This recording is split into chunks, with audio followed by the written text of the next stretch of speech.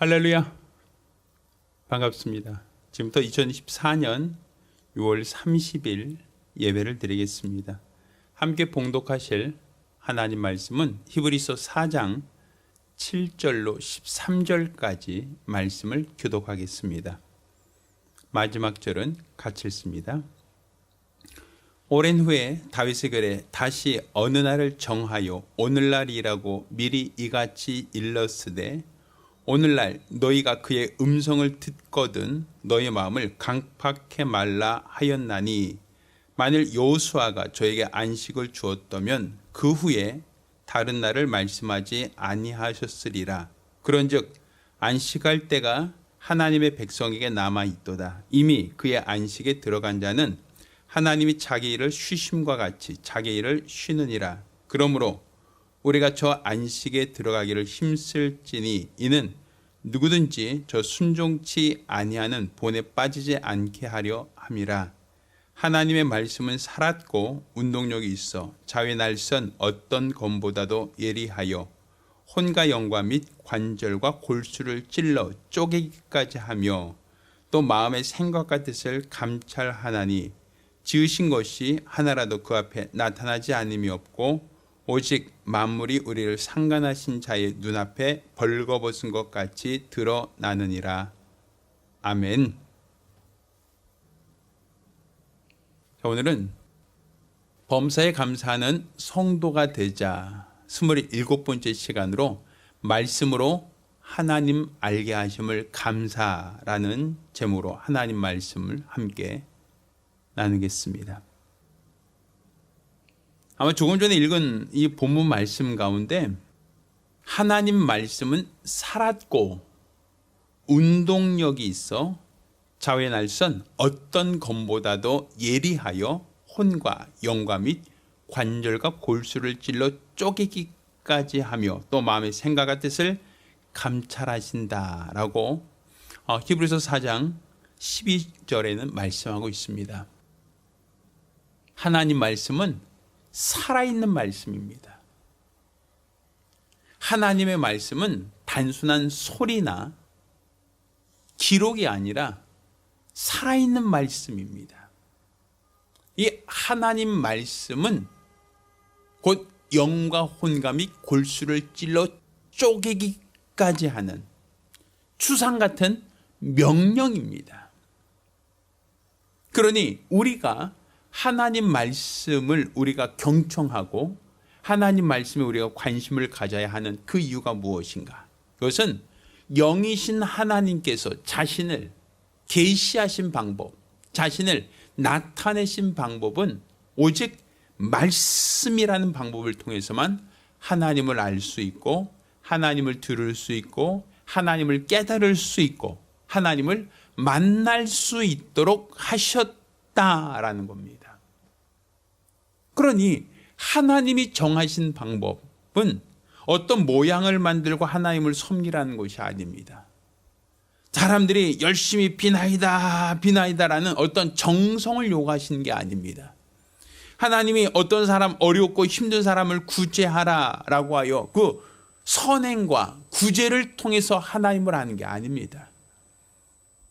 하나님을 안다라는 것은 하나님이 정하신 방법을 통해서만 하나님을 알 수 있다라는 것이고 하나님께서 정하신 그 방법이 무엇인가? 바로 말씀이다라고 얘기할 수 있는 겁니다. 요한복음 10장 1절에 이와 같이 말씀하죠. 내가 진실로 진실로 너에게 이르노니 양의 우리의 문으로 들어가지 아니하고 다른 데로 넘어간 자는 절도요 강도다라고 말하고 있죠. 문으로 들어가는 사람만 합법적인 사람이고 그 문이 아닌 다른 데로 넘어서 들어가려고 한다라고 한 자는 절도고 강도라는 겁니다. 불법이라는 겁니다. 하나님도 마찬가지예요. 하나님이 하나님 자신을 나타내신 방법, 하나님께서 하나님 자신을 우리에게 알리신 방법, 하나님께서 선택하신 그 방법을 통해서만 하나님께 나아갈 수 있다라는 것이지 하나님이 정하신 방법이 아닌 하나님이 뜻하신 방법이 아닌 하나님이 허락하시지 않은 방법으로 신을 찾는다, 신을 의지한다, 신께 나아간다라고 하는 것, 이 모든 것이 다 불법이라는 겁니다. 절도요, 강도라는 것이죠. 그러니 우리가 지금 영이신 하나님을 어떻게 알 수 있습니까? 사람이 상상력으로 알 수 있겠습니까? 사람이 판단으로 알 수 있겠습니까? 사람이 경험으로 알 수 있겠습니까? 전혀 알 수가 없어요. 우리가 예전에 이런 말이 있었죠. 큰 코끼리가 있는데 소경이 코끼리를 만집니다. 코를 만진 소경이 생각하는 코끼리 모습과 또 코끼리 귀를 만지고 있는 그 소경이 코끼리에 대한 상상력과 또 코끼리의 몸통을 만지거나 혹은 코끼리의 다리를 만지고 있는 소경이 코끼리에 대해서 생각하는 것이 동일할 수가 없겠죠. 심지어 만약에 어떤 사람이 코끼리 꼬리를 만지고 있다라고 한다면 그 사람이 생각한 코끼리는 어떻겠습니까? 새끼줄 같다라고 말하지 않겠어요? 그러자 다리를 만진 소경이 말합니다. 새끼줄이라니 이건 큰 기둥이야 라고 말하겠죠. 그 아주 든든한 기둥이란 말을 듣고 또 귀를 만졌던 소경은 얘기합니다. 무슨 얘기야? 바람이 불면 부채처럼 펄럭펄럭거릴 텐데. 왜? 다리와 귀의 질감은 다르거든요. 그러자 코끼리 코를 만진 소경이 얘기합니다. 펄럭거리다니. 이건 펄럭거릴 수 있는 게 아니야. 큰 대롱 같은데. 어떻게 그것이 펄럭거릴 수 있겠어? 라고 얘기하겠죠. 각각 자기가 만져본 것을 경험한 것을 기초로 하여 코끼리를 그려보라고 하면 100이면 100사람, 1000이면 1000사람 다 다를 수밖에 없어요. 그러니까 내가 경험한 것이 기준이 아니란 얘기입니다. 내 판단이 기준이 아니라는 거예요. 내 생각이 기준이 될 수가 없다는 것이죠. 그래서 하나님은 하나님 스스로 하나님 자신을 알 수 있는 방법을 우리에게 알게 하셨습니다. 이때 하나님이 선택하신 방법, 하나님이 하나님 자신을 우리에게 알리신 그 방법이 무엇인가 하면 따라해 보세요. 말씀. 한 번 더 따라해 보세요. 말씀. 맞습니다. 오직 하나님의 말씀. 하나님의 입에서 나오는 그 모든 말씀이 바로 보이지 않는 하나님이 택하신 방법이고 보이지 않는 하나님을 알 수 있는 방법이고 보이지 않는 하나님을 만날 수 있는 방법이다라는 것이죠. 그러니 우리가 다른 종교 생활하는 자들처럼 어떤 형상을 만들어 놓고 그 앞에 비나이다 하거나 또 혹은 착한 사람 구제를 하고 또 선행을 베푸는 어떤 행실을 통하여 구도자의 삶을 살아가는 것이 목적이 아니라 우리는 하나님이 택하신 방법, 하나님께서 자신을 나타내신 그 방법, 곧 말씀이라는 방법을 통하여 하나님께로 나아가는 것, 하나님을 찾는 것, 하나님을 만나려고 하는 것, 이게 바로 우리의 신앙생활입니다. 그러면 하나님께서 자신을 말씀으로 자신을 나타내셨다라고 하는 게 왜 우리가 감사해야 될 이유, 감사해야 될 조건이냐라는 거예요. 자, 가장 첫 번째, 우리가 하나님께서 말씀으로 자신을 나타내신 것을 왜 우리가 감사해야 되는가 하면 그 말씀으로 하나님은 없는 것을 있게 하시는 하나님의 능력을 보여주셨기 때문입니다.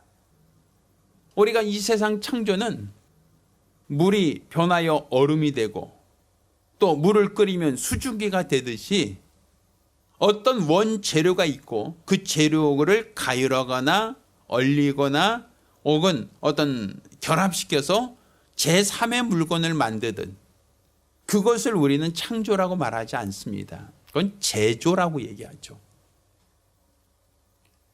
지금 하나님이 세상을 만드신 것은 기본적으로 있던 어떠한 물질을 가지고 그것을 다른 용도로 다른 사용처로 변환시켰다라고 말할 수 없단 말이에요. 우리가 지금 예배 드리는 이곳에 여러분은 의자 앉아 있죠. 그 의자의 재질은 나무입니다. 그러니까 나무를 깎아서 나무를 가공해서 의자를 만들 수 있어요. 그건 누구도 부정할 수 없을 거예요. 그건 원재료, 나무라고 하는 그 원재료가 있고 그 원재료를 가지고 의자를 만들고 책상을 만들 수 있는 거예요. 근데 아예 나무가 없다, 아무것도 없다라고 하는 데서는 그 무엇도 나올 수가 없겠죠. 그러니까 이 세상은 하나님께서 원래 있던 재료를 가지고 응용해서 창작하신 게 아니라 없던 것을 있게 하시는 하나님의 능력이었습니다. 빛 있으라! 원래 존재하던 빛을 빛이라고 한 게 아니라 없던 어둠이 깊고 흑암이 깊음에 있던 이 세상 가운데 하나님이 빛 있으라 하심으로 빛이 있었다. 없던 것을 있게 하는 하나님의 능력을 무엇으로? 말씀으로 자신을 나타내셨다라는 것이죠.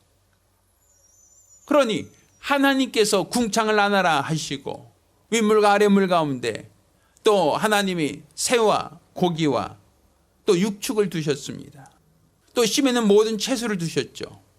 하늘에 해와 달과 별을 만드셨죠. 이 모든 것들이 다 기록되었으되 곧 하나님이 말씀으로 창조하셨다. 하나님이 말씀으로 지으셨다. 하나님이 말씀으로 이 모든 것을 행하셨다라고 말하고 있는 겁니다.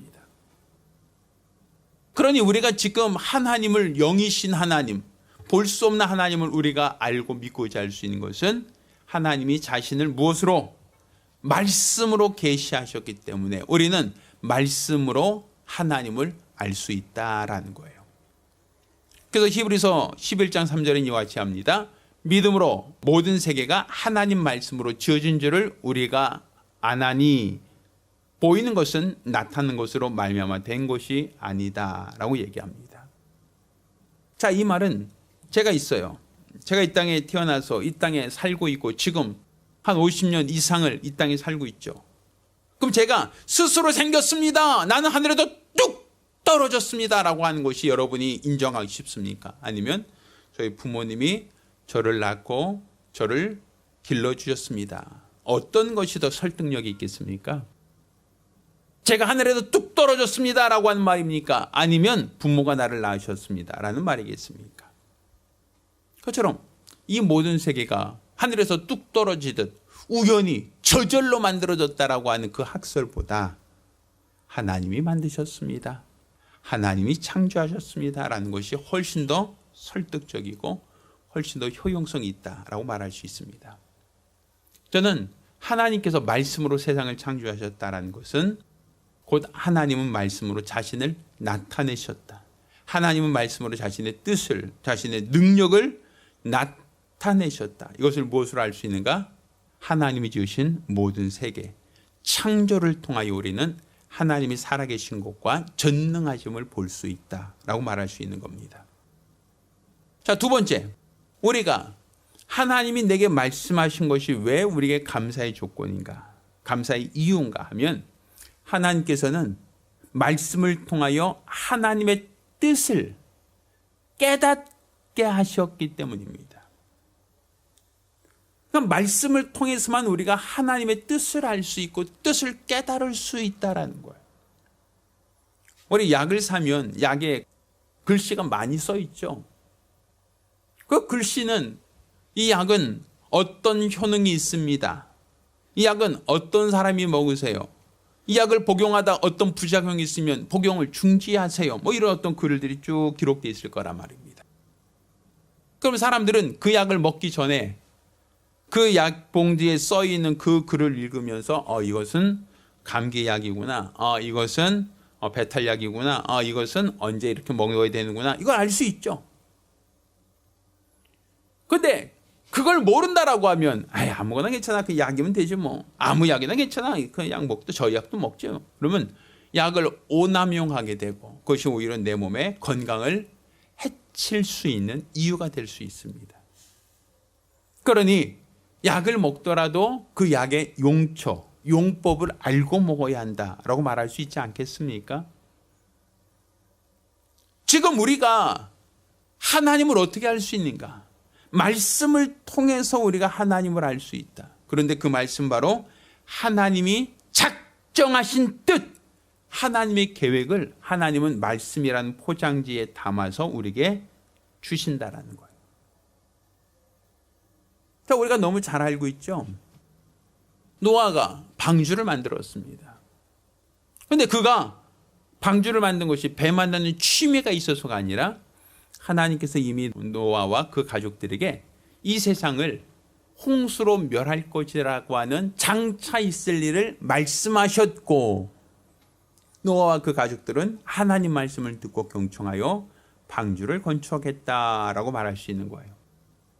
그러니까 하나님이 자신이 계획한 것을 알려주시고 그것을 사람들이 당하기 전에 미리 예비하고 준비했다라고 볼 수 있어요. 자, 그런데 이것은 노아만 경험한 일인가? 아니죠. 하나님이 소돔과 고모라를 멸하기 전에도 누구에게 먼저 말씀하십니까? 아브라함에게 먼저 알리시죠. 내가 소돔과 고모라를 멸하겠다. 내가 니느웨 성을 멸하겠다. 바로 하나님께서 장차 하실 일을 그의 택한 사람들에게 알리시고 공개하신다라는 거예요. 따라서 내게 하나님 말씀을 명하시면, 내게 말씀하시면 내가 들어야 하고, 또 그 말씀을 통해 우리는 그 말씀하신 이의 뜻을 깨닫고 그 뜻을 분별하는 것. 그것이 바로 우리가 가져야 될 믿음의 모습이고 우리가 마땅히 가져야 될 신앙생활이다라고 볼 수 있는 겁니다. 저는 여러분의 신앙이 하나님 말씀에 기초하기 원해요. 하나님 말씀에 기초하여 하나님의 뜻을 깨닫고 일평생 하나님 말씀에 순종함으로 하나님이 기뻐하는 믿음의 사람들이 되기를 예수 이름으로 축원합니다. 또 세 번째로 우리가 말씀으로 인하여 하나님께 감사하자라고 하는 이 감사는 하나님의 모든 말씀에는 능치 못하심이 없다라고 누가복음 1장 34절로 38절까지 말씀하고 있어요. 하나님의 모든 말씀에 능치 못함이 없다는 거예요. 그러니까 말씀이 단순한 소리, 말씀이라는 건 단순한 어떤 음성이 아니라 그 말씀은 능치 못함이 없다. 우리 마리아가 남자를 알지 못한 여자, 동정녀죠. 그런데 그에게 아이가 있을 것이다 라고 하니 마리아가 깜짝 놀랍니다. 아직 남자를 알지 못하는데 어떻게 아이를 알 수 있습니까? 라고 반문하죠. 자, 그때 하나님의 말씀에는 능치 못함이 없느니라 하고 얘기를 해요. 하나님의 모든 말씀에 능치 못함이 없다는 거예요. 사람의 생각은, 사람의 방법은 한계가 있어요. 사람의 능력은 제한이 있어요. 그렇지만 하나님의 모든 말씀에는 능치 못하심이 없다라고 성경은 우리에게 말하고 있다라는 것이죠. 그러니 우리가 하나님을 알고 하나님을 믿는다라고 할 때 우리는 하나님이 말씀으로써 명하신 게 우리에게 추상 같은 명령이다, 말씀에 따르는 능력이다라고 하는 걸 우리가 알고 믿으셔야 됩니다. 예수께서 말씀하실 때 죽은 나사로, 과부의 아들, 야이로의 딸, 죽은 사람들이 일어났어요. 깨어났어요. 다시 살아났어요. 그거는 능치 못함이 없는 하나님 말씀으로 명할 때 죽은 자라도 그 말씀 듣고 순종하더라라는 겁니다. 또 하나님께서 말씀하실 때 백부장 하인도 병에서 나음을 받았어요. 예수께서 내가 너희 집에 가서 고쳐주겠다라고 하지만 백부장이 얘기합니다. 유대인으로서 내 집에 들어오심을 나는 감당하지 못하겠습니다 라고 얘기하죠. 그리고 얘기합니다. 다만 말씀만 하옵소서, 내 하인이 낫겠나이다 라고 하죠. 다만 말씀만 해주세요라는 거예요. 다만 말씀만 하시면 내 하인이 낫겠나이다 라는 거죠. 그러니까 지금 우리의 믿음, 우리의 신앙이 철저히 하나님 말씀에 기초해야 될 이유가 무엇인가? 바로 하나님 말씀에는 능치 못함이 없는 전능하신 말씀이기 때문에 그렇습니다. 자, 마지막으로 네 번째, 우리가 말씀으로 인하여 우리가 감사할 수 있는 또 다른 이유는 말씀으로만 마귀의 모든 시험을 이길 수 있기 때문입니다. 예수님께서 하나님의 아들이지만 침례를 받으신 후 성령이 이끌려 광야로 가셨다라고 마태복음 4장 1절로 말씀하고 있어요. 그런데 그가 하나님의 성령으로 광야로 몰아내셨다. 성령이 광야로 이끄셨다. 그리고 거기서 뭐 하셨습니까? 마귀에게 시험을 받으셨다라는 거예요. 그러면 마귀에게 시험을 받았다. 마귀가 예수를 시험했다. 그러면 예수님께서 시험을 받으셨다라고 한 얘기인데, 예수님이 시험을 받으셨다라고 하는 이 말씀에는 예수님이 시험을 어떻게 이기셨는가, 어떻게 대항하셨는가, 어떻게 승리하셨는가라는 걸 보아야 되겠죠. 예수님은 40일 줄이시고 마귀에게 시험 받으실 때 돌을 떡으로 만들어 보라는 제안을 받습니다. 또한 높은 성에 올라가서 뛰어내려 봐도 너는 다치지 않을 것이다 라고 유혹을 합니다. 마지막으로 나에게 절하면, 나에게 경배하면 내가 천하의 영광을 다 주겠다라고도 제안을 받습니다. 그렇지만 예수님께서는 그 어떤 제안에도 그분이 경청하거나 고민하지 않습니다. 기록되어 있어요. 주 너희 하나님을 시험치 말라 하였느니라 하고서 엄히 꾸짖어 버리시죠. 지금 우리가 가질 이 믿음이 바로 말씀에 기초해야 된다는 것이고, 말씀에 기초했다라고 하는 것은 결국 그 말씀으로 마귀의 모든 괴계를 이겨낼 수 있는 능력이다라는 거예요. 전 여러분이 하나님 말씀을 경청하기를 원합니다. 하나님 말씀을 듣고 순종하기를 원합니다. 그것은 하나님의 모든 말씀이 바로 우리를 살리는 말씀, 모든 것을 없는 것을 잊게 하는 하나님의 능력, 또한 하나님의 뜻하신 바를 알게 하는 하나님의 능력, 또 하나님의 말씀에 능치 못함이 없다고 하여 우리 가난을, 우리의 질병을, 우리의 연약함을 친히 담당하시는 하나님의 능력, 다 말씀입니다. 따라서 우리가 이 세상 사는 동안 우는 사자처럼 삼키를 자를 찾고 있는 이 원수들 앞에서 우리가 우리 자신의 믿음과 우리 행실을 온전히 지키기 위해서는 하나님 말씀에 기초한 신앙생활을 해야 됩니다. 하나님을 알되 말씀을 통하여 하나님을 더 알고, 말씀을 통하여 하나님의 뜻을 깨닫고, 말씀을 통하여 하나님 뜻대로 사는 것, 이게 바로 우리 하나님의 정하신 방법이고, 하나님은 이와 같이 말씀을 통하여 하나님께 나온 자를 외면하지 않고 말씀을 통하여 하나님께 나온 자를 하나님께서 받아주십니다. 따라 저와 여러분 모두가 하나님 말씀에 기초한 거룩한 믿음의 사람들이 되기를 예수 이름으로 축원합니다. 할렐루야. 기도하겠습니다. 하나님 아버지, 우리가 우리 하나님을 알되 영이신 하나님을 깨달아 알게 도와주시고, 또 하나님 말씀에 권위를 두고 말씀에 순종할 때 하나님이 함께 하시는, 하나님이 도와주시는 믿음의 큰 역사, 거룩한 증거를 보게 하여 주시옵소서. 우리 하나님의 거룩한 말씀을 듣고 순종하기를 원합니다. 말씀 안에 거하며 믿음 안에 거하며 은혜 안에 능력 안에 거하며 일평생 우리 주를 나타내 드러내기를 원하오니 역사하여 주시옵소서. 일평생 우리 주가 원하시고 바라시는 거룩한 믿음으로만 살아갈 수 있도록 도와주시옵시고, 주 예수 이름의 능력과 권세를 힘입어 세상을 이기는 거룩하고 복된 손으로 되게 도와주시옵소서. 살아계신 우리 주 예수 이름으로 기도드렸습니다. 아멘.